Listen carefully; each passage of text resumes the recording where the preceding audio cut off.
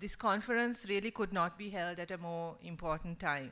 We are going through, Sri Lanka is going through one of our worst economic crises, probably the worst it's experienced ever.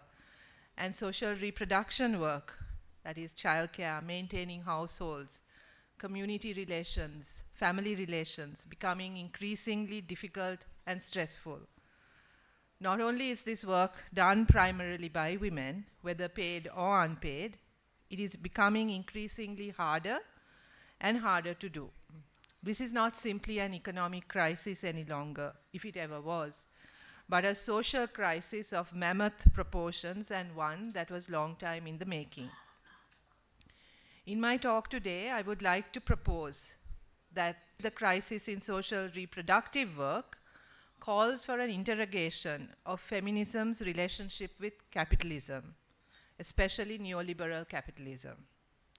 And also that it provides, that this crisis provides us with an opportunity which we should not miss to reshape the future in radically different terms. The more time I spend on policy work, the more I realize that there is a startling consistency, and for me an increasingly uncomfortable consistency, in how we talk about women's issues and the policy and other interventions that are proposed to deal with those issues and to respond to those issues. So deteriorating economic conditions are talked about on the one hand, and the need to increase women's labor force participation rates, apparently which are not high enough, on the other hand, topped off by microfinance lending programs for poor women.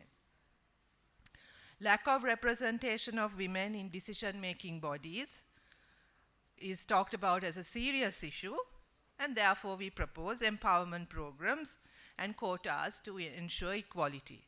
Though on the other hand, I heard on my way here that last night there had been a discussion on television talking specifically about political representation on women among lawyers, and one of the lawyers present had said that the quota for women in local councils was one of the biggest mistakes made, because Sarungal යව හිත් bicycle පැදපු කාන්තාවන් දැන් දේශපාලනයට ඇවිල්ලා ලොකු ප්‍රශ්නයක් ඇති වෙලා. Right? So women who were flying kites and riding bicycles are now in politics, causing immeasurable harm apparently. So there's been a big discussion on the usefulness of this quota. So there you go. So this sort of narrative is on sort of empowerment, quotas for equality, microfinance programs. All of this is occasionally disrupted by talks of the need to ensure meritocracy, so that only women who deserve to be in these positions get there. Because if not, the shame of having sort of unqualified women in positions of power, I mean, how can we possibly cope, right? So gender-based violence in homes, workplaces, and the community must be combated by law reforms and strengthening of sort of legal empowerment programs. But in general, what I have noticed is that there's very little recognition of how these very institutions that are expected to deliver equality and justice are themselves the sources of exclusion, oppression, and exploitation, especially of women from minority communities and low-income groups. But more alarming is that there's very little space or debate on the conditions that produce disadvantage and difficulties for women.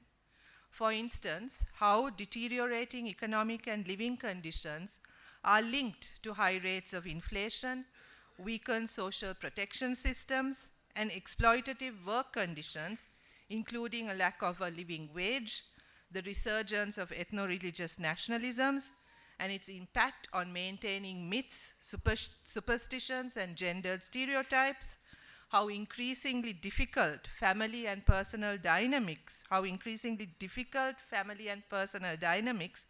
linked to things like economic precarity, political unrest, status anxiety, especially among men, and how it contributes to increased violence in the home as well as in public spaces. There's also very little recognition in these policy spaces about the importance of social reproductive work and survival for human society. Or most importantly, in my view, how the invisibility and exploitation of social reproductive work, both paid and unpaid, is part of the economic and social crisis we are facing, and that if we really want to get to the bottom of the matter or to the heart of the matter, that this exploitation and invisibility is the means through which capitalism, and particularly neoliberal capitalism, has sought to manage these crises. This is why this conference and the deliberations taking place here are so important. As pointed out by Nancy Fraser in an article titled "Contradictions of Capital and Care," the strains on care work, on social reproductive work, whether paid or unpaid, is not accidental. Rather, it is deeply rooted in the structures of neoliberal capitalism and neoliberal society. She describes it as the social reproductive contradiction in capitalism. That is, although social reproduction is essential for sustained capital accumulation, capitalism also destabilizes the processes of social reproduction. I quote, "Non-waged social reproductive activity is necessary to the existence of waged work, the accumulation of surplus value, and the functioning of capitalism as such. None of those things could exist in the absence of housework, child rearing, schooling, affective care, and a host of other activities which serve to produce new generations of workers and replenish existing ones, as well as to maintain social bonds and shared understandings. Social reproduction is an indispensable background condition for the possibility of economic production in a capitalist society," end quote. So yes, the production, sustenance, and maintenance of human subjects is essential for the capitalist economy, whether childbirth, childcare, the socialization of the young, maintaining households, care of the old, maintaining social bonds, reproducing societal values and traditions. All of this and more is essential work for the production and sustenance of human subjects. In capitalist economies, this work receives no monetized values and is considered free. Described as care work, this is primarily regarded as women's work. Gendered stereotypes promote this notion of care work as a natural extension of women's sort of inherent impulse for nurturing and care. Increasingly, ideas about successful women are about women who are able to efficiently, while dressed in saris and high heels, manage care work plus a career while also keeping a husband happy. It's called work-life balance. And I understand that there are workshops that tell you how you can do this. Please note that in all of this, there's a very strong class element to how women are talked about. None of this takes into account the lives of daily wage workers, agricultural workers, factory workers, or those thousands of women trapped in microfinance lending schemes. Care work is then allocated to the private sphere, homes, neighborhoods, informal networks, while public institutions and systems that support this work, such as schools, health systems, and social protection mechanisms, are slashed and weakened. Rather than the idea of collective or social responsibility for care work, we have the idea of private and personal responsibility and personal failure when things don't work out. It's lack of time management, or not being able to multitask efficiently, or not knowing or understanding financial management that causes failure. And so we have workshops to deal with those issues as well. What is disturbing about the responses to the inevitable crisis that these impossible and unrealistic expectations set up is that these ideas of work-life balance equal sharing of care work, and more insidiously, the offloading of this work on poorer, more vulnerable women, essentially relegating social reproductive labor to a subordinate position, is viewed sometimes as a feminist response, or at the very least, a gender-sensitive response to the crisis. When policy makers talk about gender, this is the narrative through which women's problems are discussed and how solutions are proposed. At the same time, capitalism has also not shied away from using public institutions such as schools and healthcare services to fashion social reproductive work to produce the kinds of ideal subjects for its own purposes. For example, like colonial educators attempted to produce docile, civilized native women and men who could serve the colonial project, neoliberal education strives to produce the ideal neoliberal subject, aspirational, competitive, entrepreneurial, and imbued with a strong sense of personal responsibility.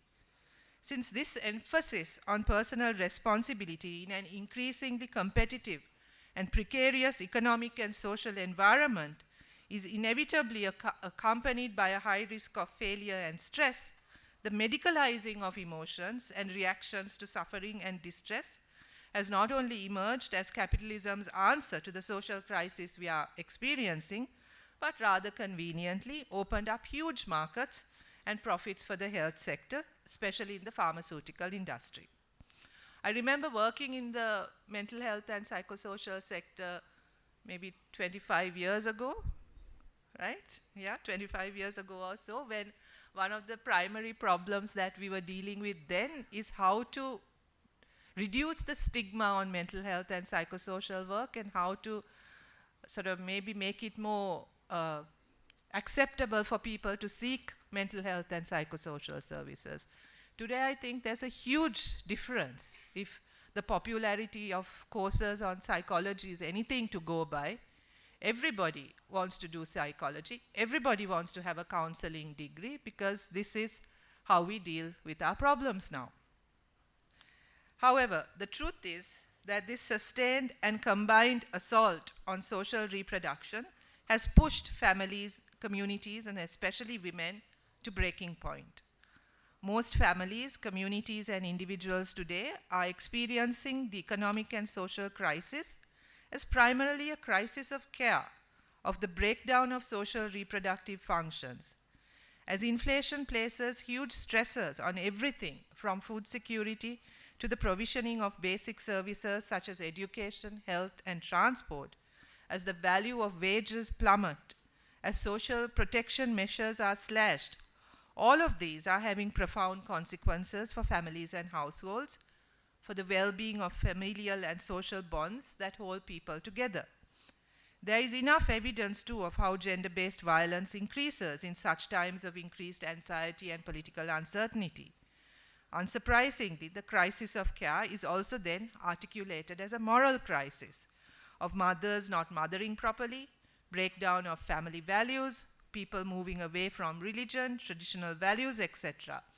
Recently, in Parliament on a debate on nutrition, a government MP suggested that the problem of malnutrition was because modern mothers no longer go out to the garden and gather sort of nutritional leaves or the kos or the del from the garden and cook that and feed their children. Rather, they search for kottu roti, accompanied washed down by Coca-Cola, and that's why we have malnutrition rather than a problem of food security.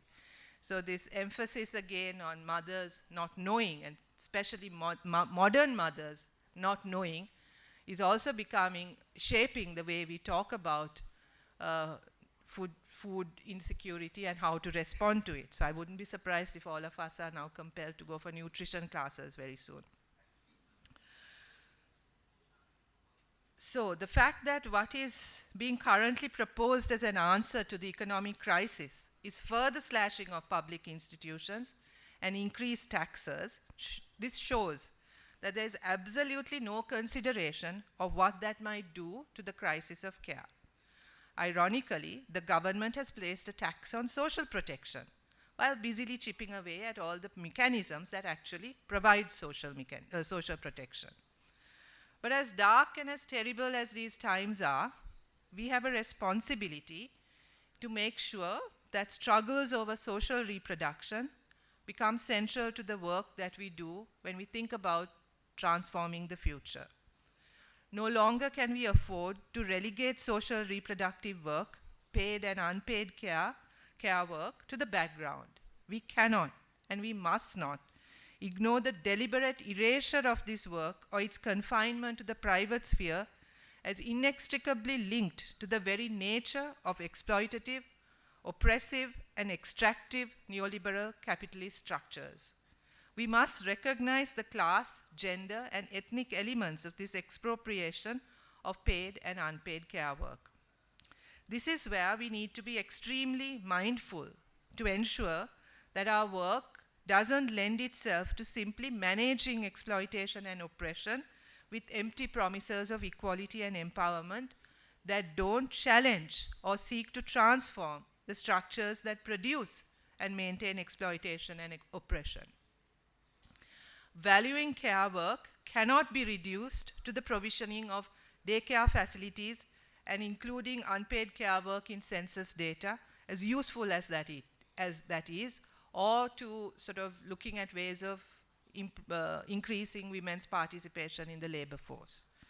We must ensure that feminism and feminist action is not appropriated by those in power to construct a veneer of equality and freedom for a few, while maintaining those same structures of inequality and domination for the majority.